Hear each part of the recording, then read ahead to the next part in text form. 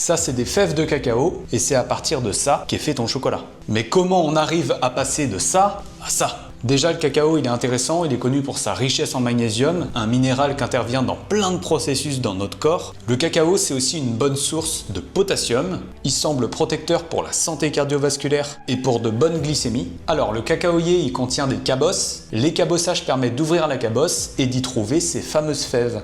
On met ces fèves à fermenter pour développer des arômes, puis on les fait sécher. La coque de ces fèves est enlevée, il y a concassage, puis ces fèves sont mises à torréfier. Vient ensuite un broyage avec chauffage permettant d'obtenir une pâte de cacao. Et quand on presse cette pâte, on obtient le beurre de cacao et le tourteau. Ce tourteau, il est tamisé et ça donne la poudre de cacao pure.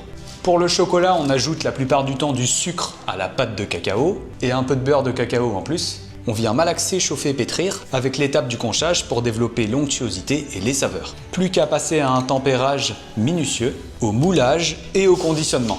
La poudre de cacao pur, c'est une super source de nutriments. Pas mal de protéines aussi, après vous pouvez toujours sucrer un peu si besoin. Pour les fèves, je vous conseille d'enlever la coque, ça fait quelque chose de croustillant, aromatique, mais pas sucré du tout. Pour le chocolat, perso, je suis habitué à bien fort, mais bon, ça doit rester un aliment plaisir au vu de sa densité énergétique. Dites-moi votre chocolat préféré en commentaire. À bientôt, c'était Landry.